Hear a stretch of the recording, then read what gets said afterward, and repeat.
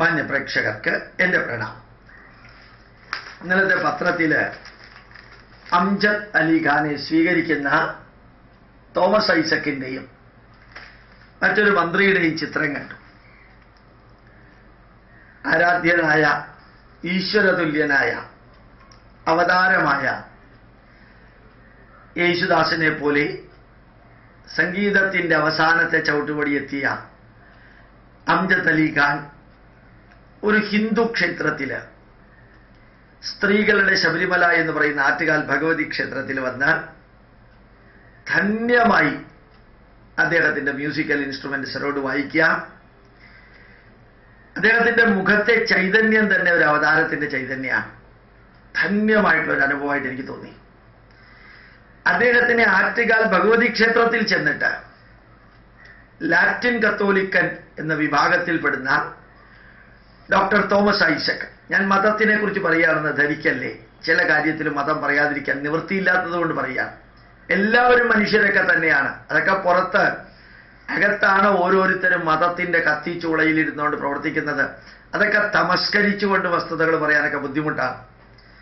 ആ വിഭാഗത്തിൽപ്പെടുന്ന ക്രിസ്ത്യാനിയായ doctor Thomas Isaac ഉയർന്ന ഒരു കമ്മ്യൂണിസ്റ്റുകാരൻ, വേണമെങ്കിൽ ഒരു നിരീശ്വരവാദി എന്ന് പറയാമോ എനിക്ക് അറിഞ്ഞുകൂടാ, ആ കമ്മ്യൂണിസ്റ്റുകാരൻ ഇദ്ദേഹത്തിനെ ചെന്ന് കാണാൻ ആറ്റുകാൽ ഭഗവതി ക്ഷേത്രത്തിൽ പോവുക. ചിരകാല സുഹൃത്തുക്കളെ പോലെ രണ്ടുപേര് സംസാരിക്കുക. മറ്റൊരു മന്ത്രി അതിന് സാക്ഷ്യം നിൽക്കുക. എന്തായിരിക്കും ഇവർ സംസാരിച്ചിരിക്കാൻ എനിക്ക് അറിഞ്ഞുകൂടാ.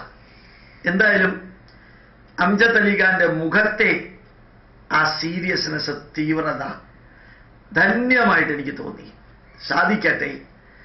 നമ്മുടെ നാട്ടില് ഒരു മതം മാത്രമാണ് നല്ലതെന്ന് പറഞ്ഞ് മറ്റു മതത്തിലുള്ളവരൊക്കെ മതം മാറ്റിക്കൊണ്ടിരിക്കുന്ന കുറേ അച്ഛന്മാരും ബാക്കി പ്രശ്നം ഉണ്ടാക്കുന്നവരുമെല്ലാം ഇരിക്കുന്നവർ ആ കാലഘട്ടത്തിൽ 10,000 വർഷത്തെ പൈതൃകമുള്ള സ്ത്രീ ദേവതയെ, സ്ത്രീകൾ ആരാധിക്കപ്പെടുന്ന ദിവസവുമായി ബന്ധപ്പെട്ട് നടന്ന ഈ പൊങ്കാലയോടനുബന്ധിച്ച് മറ്റൊരു മതത്തിലുള്ള വ്യക്തിയെ, ഈശ്വരാവതാരമായി തന്നെ സംഗീതത്തിൽ ജന്മമെടുത്ത വ്യക്തിയെ ആറ്റുകാൽ ഭഗവതി ക്ഷേത്രത്തിലേക്ക് ക്ഷണിച്ച് ഇങ്ങനെ ഒരു കച്ചേരി നടത്താൻ മുൻകൈയെടുത്ത ആറ്റുകാൽ ഭഗവതി ക്ഷേത്രത്തിലെ ഭാരവാഹികൾക്ക് അത് 100% സ്വീകരിച്ച് അദ്ദേഹത്തിൻ്റെ അടുത്തേക്ക് വന്ന് ഡോക്ടർ തോമസ് ഐസക് എന്ന ധനകാര്യമന്ത്രിക്ക്, അദ്ദേഹത്തിൻ്റെ കൂട്ടത്തിൽ ചേർന്ന മറ്റേ CPI മന്ത്രിക്ക്, എല്ലാവർക്കും ഇതുപോലെ നമുക്ക് ഒരുമിച്ച് സഹനാവവതു